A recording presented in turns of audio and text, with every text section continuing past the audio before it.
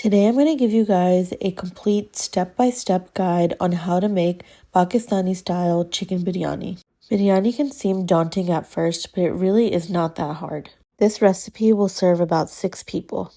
You can either prep your vegetables ahead of time or you can do it as you go along. I sliced 4 onions, and yes, be prepared for the tears. I cubed 2 potatoes, I cubed 4 tomatoes, and I sliced up 2 peppers. I used 1 jalapeno pepper and 1 serrano pepper. You're going to start off by heating up about half a cup of oil into your pot and then go ahead and add in your onions.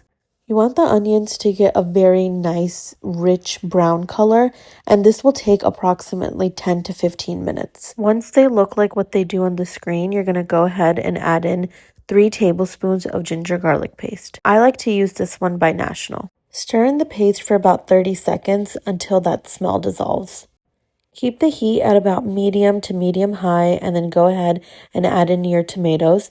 I also like to add in my potatoes at the same time, and then I added about 2 cups of water. Cover the pot and set a timer for 15 minutes. This is enough time to let your potatoes and tomatoes soften. Check to make sure and then go ahead and add in your chicken. I used 1 whole chicken for this recipe. Mix the chicken around and now it's time to add in our spices. I first add in Sean's.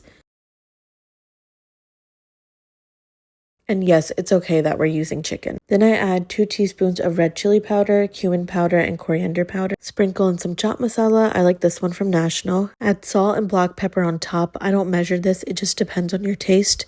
Add in a tablespoon of lemon juice. Give it a very nice stir so that every inch is packed with flavor. While the chicken cooks, you can go ahead and get started on your rice. You want to thoroughly wash your rice until the water runs clear. This can take up to 5 to 6 times before that happens. And then you want to steep your rice for at least 30 minutes before cooking it. After about 15 minutes, I added the peppers to the chicken and gave it another stir to make sure that nothing is sticking. I always use basmati rice, and this recipe I used 3 cups. Fill your pot with water and add in your whole spices. I did 2 cardamoms, cumin seeds, and lastly 3 peppercorns.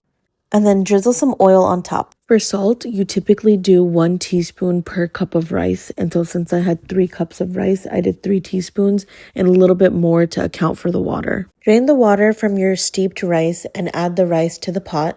Boil the rice until it's about 80% done. Soft, but still with a little bite, because it's going to finish cooking when we layer it with the chicken. Here's a close-up of what it should look like. Drain the water, but don't toss it out because we're going to add some of that leftover rice water into the biryani, and it adds a really nice flavor. Now it's time for the fun part of layering. I do rice, then chicken, then rice, then chicken, until I'm done. Don't get scared that the meat is a little wet. This will dry out when we put it on dum. Once I'm done layering, that's when I go ahead and add in a little bit of that leftover rice water. I flatten out the base and then I add in some food coloring and essence. Next, we're going to put the biryani on dum by covering it completely with aluminum foil. Putting it on dum means letting the biryani steam on low heat so all the flavors can come together. I covered it with the lid and put it on dum for about 25 to 30 minutes. I garnished it with cilantro leaves on top. When I uncovered the lid, I honestly felt like I had been transported back to Pakistan. I want to shout out my mom for teaching me everything she knows, and I hope this video made making biryani seem a little bit more simple. Follow for more easy recipes.